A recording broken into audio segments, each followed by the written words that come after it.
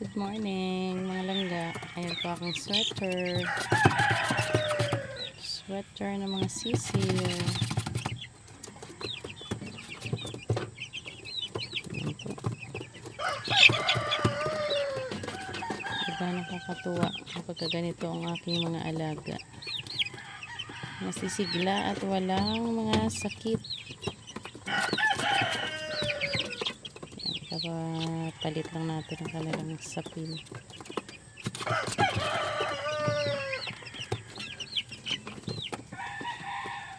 Ayan. Ito naman ang kanilang vitamins. Papalit lang din ngayon.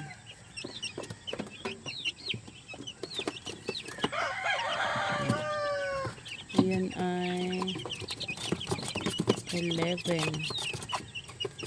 peraso ng mga golden boy sweater.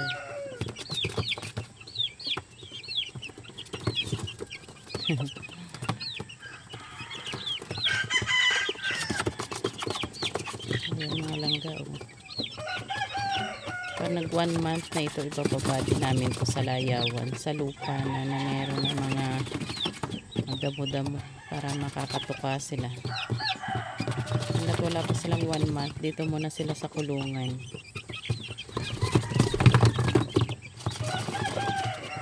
Ayan po. Ako ay baguhan sa pag-aalaga ng mga sisiyo. Baka po meron po kayong pwedeng isuggest. Willing po akong pakinggan o mabasa ang inyong mga comment dyan sa baba. Ayan po. Dahil po newbie po sa pag-aalaga ng mga sisiyo. Dati hindi ko naman ito hilig, pero ngayon kinahiligan na. At nakakalibang din naman habang lumalaki sila, nakikita mo at ikaw talaga yung nag-aalaga, samantalang dati na nanonood lang ako sa mga YouTube hanggang sa naisipan ko kapag try nga mag-alaga ng mga manok. Umpisa natin sa pagpapaitlog. Ayan, sisiw na at aabangan natin ito ay lumaki na mga langga. Ano ba talaga ang resulta? Ayan. At meron din tumutulong sa akin kung paano bigay ng mga vitamins, pagkain, yung mga proseso. Ayan. Para naman hindi sila magkasakit.